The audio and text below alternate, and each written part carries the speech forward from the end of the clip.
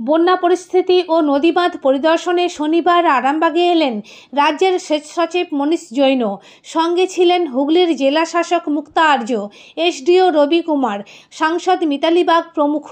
তাঁরা খানাকুলের বন্যাপ্রবণ মারখানা এলাকার বাঁধগুলি ঘুরে দেখেন।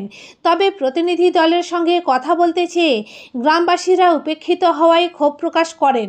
ঘটনাস্থলে পৌঁছান বিজেপি বিধায়ক সুশান্ত ঘোষও। তিনি গ্রামবাসীদের দাবিকে সমর্থন করে পরিদর্শনের উদ্দেশ্য নিয়েও প্রশ্ন তোলেন।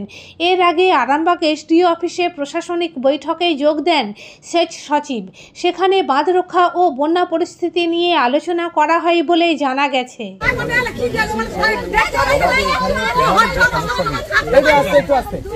আমাদের প্রধান যে সমস্যা, প্রতি বছর এখানে বন্যা হয়, কিন্তু এই যে মেনটেনেন্স, এই প্রতি বছর এই মাঠগুলি করার কথা হয়।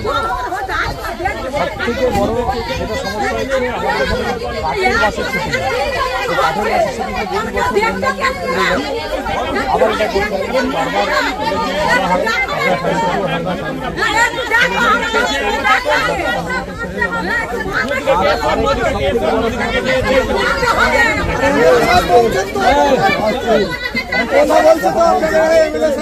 বারবার পরে ব্যাংকে স্ট্রেংথেনিং কাজটা মানসুন পরে ধরা হবে।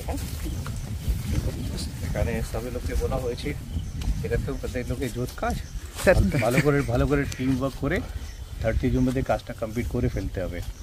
কন্ট্রিজ আগে স্লোপ আর তারপরে রাস্তায় যে মাটি ধরা কাজটা বাকি আছে সেটা তারা ডেলি রিপোর্টগুলো পাঠাবে আমাদের কাছে।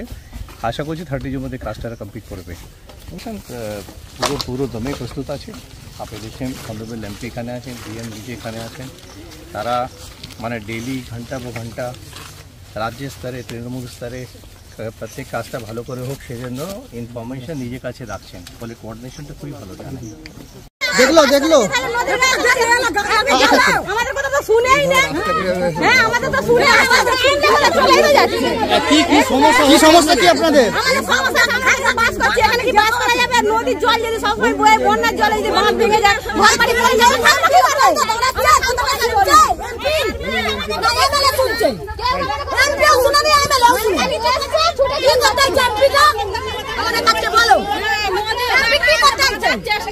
ভাবে কংক্রিটের কাজ, কংক্রিটের বাঁধ করে দেয়। আজকে যারা এসেছিল বলেছিলেন তাদেরকে? হ্যাঁ, তাদেরকে বলা হয়েছে। তারা বলছে যে বাঁধ হবে, এরপরে বাঁধ, এই বাঁধটা হয়ে গেলে তারপরে করবে। কিন্তু আমাদের বক্তব্য যে আমাদেরকে করে দিতে হবে, আমাদের চাই।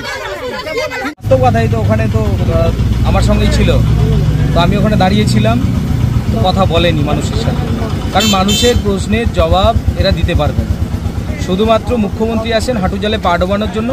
স্টেট থেকে এখন যে মুখ্যমন্ত্রী আসছে না, কোনো মন্ত্রী এখানে ঢুকতে পারছে না, সেই জন্য অফিসারদের পাঠাচ্ছেন। কিন্তু কাজ হচ্ছে কি?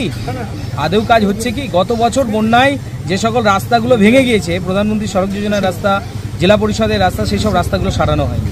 নদী বাঁধগুলো গত বছর বন্যা থেকে একটা বছর পার হয়ে গেল, এখনও পর্যন্ত নদী বাঁধগুলো কমপ্লিট হলো না, টেন্ডার করতে দেরি করলো। এখন আবার আসছে ফটোশ্যুট করে নিজেদের টিআরপি বাড়ানোর জন্য। এরকম সরকার মানুষ দেখতে চায় না। মানুষ চাই এই সরকার কাজের সরকার হোক, এখানে কাজ হোক। নদীর তীরবর্তী এলাকাগুলো দেখুন ভেঙে গিয়েছে, সব জায়গাতে ভেঙে গেছে, ধসে গেছে, নষ্ট হয়ে গেছে। কোটি কোটি টাকা বরাদ্দ হয়, কিন্তু তাদের কাজ হয় না। আমি নিজে এসেছি, আমার আজকে 3-4টে পয়েন্টে আমি দাঁড়িয়েছিলাম, ওনারা আসবেন। আমি যেখানে দাঁড়াচ্ছি সেখানে পালিয়ে যাচ্ছি, যেখানে দাঁড়াচ্ছি সেখানে আর আসছে না। মানে পুলিশ গোলক ধাঁধার মতন ঘোরাচ্ছি ওনাকে। আমি জানি না কেন, কিসের ভয়ে। তো আমি আজকে নিজে ছুটে এলাম ওই জন্য, এখানে যেহেতু মারখানাতে ঢুকেছে তাই ছুটে এলাম। এই যে ওনাকে অভিযোগগুলো জানালাম, অবিলম্বে নদীর তীরবর্তী বাঁধগুলোকে দ্রুত সংস্কার করতে হবে, যে জায়গাগুলো অল্প বিস্তর ভাঙা আছে সেগুলোকে সংস্কার করতে হবে। বেশ কিছু পয়েন্ট ওনাকে বললাম। আমাদের রূপনারায়ণ নদীর নিচের দিক যেগুলো পলি পড়ে গেছে, সেই পলি খননের ব্যবস্থা করতে হবে, ওনাকে বলেছি অবিলম্বে এগুলো করতে হবে। সেই সঙ্গে যে বাঁধগুলো এখন এই যে বাঁধতে রয়ে গেছে, অর্ধেক অবস্থায় রয়ে গিয়েছে, এই বাঁধগুলো যদি কেটে যায়, এই সময় যদি নদীতে জল বাড়ে, বাঁধগুলো যদি কেটে যায়, তাহলে এখানে মানুষের জন্য রিলিফের ব্যবস্থা কী আছে? গত বছর রিলিফের আমাদের খানাকুল 2 পঞ্চায়েত সমিতিকে রিলিফ কেনা হয়েছিল, তার টাকা এখনও পর্যন্ত পাওয়া যায়নি। প্রায় 50-60 লক্ষ টাকা এখনও পর্যন্ত পাওয়া যায়নি।